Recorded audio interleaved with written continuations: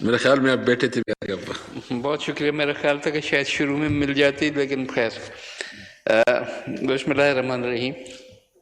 ہم آج 3 شخصیات کو خراج تحسین پیش کر رہے ہیں، ان کے لیے مغفرت کر رہے ہیں، اور ہر ایک منفرد ہے اپنے اپنے طور پہ.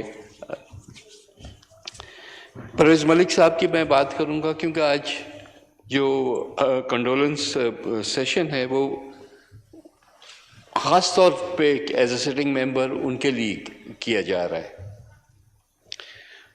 وہ میرے کلیگ رہے، کتنی اسمبلیوں میں ہم اکٹھے رہے، 2002 سے لے کے تو وہ میرے ساتھ رہے.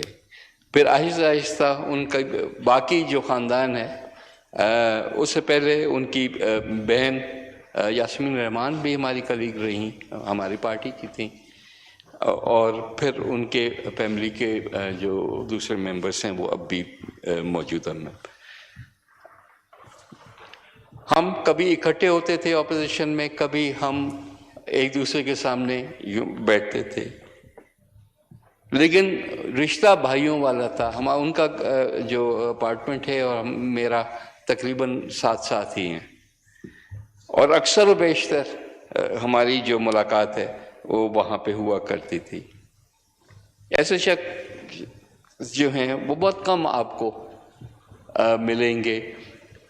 جس شخص سے بھی بات کرو وہ ان کی تعریف کرتا ہے، ان کی شرافت کی، ان کے دھیمے پن کی، اور ان کا بڑا دل ہونے کی. اور میں ضرور ان کو ہمیشہ ہم یاد کرتے رہیں گے. آج تو پھول رکھے ہوئے ہیں، لیکن یاد ان کی ہمیشہ رہے گی. ڈاکٹر قدیر کے لیے بہت کچھ کہا گیا ہے. ظاہر ہے کہ پاکستان کا ایٹمی پروگرام ہی ہے جو آج ہماری دفاع کی ریڑھ کی ہڈی ہے، اور اس میں شہید ذوالفقار علی بھٹو سے لے کے ڈاکٹر قدیر تک جو کنٹریبیوشن ہوئی ہے، پاکستان کبھی بھی ان کو بھولے گا نہیں.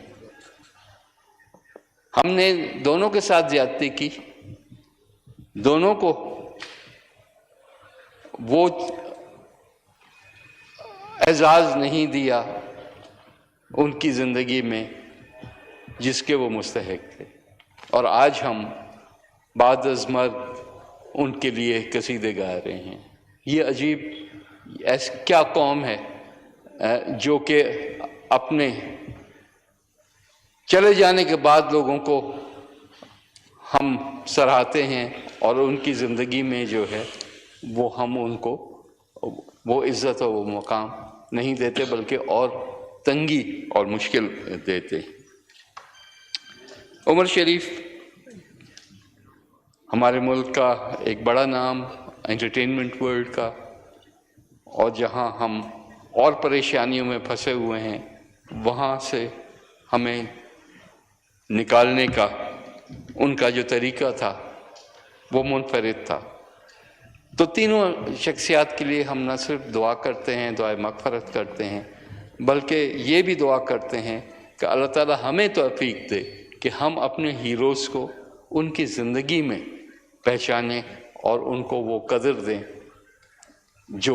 جس کے وہ مستحق ہیں. Thank you. جی محسن پلیز.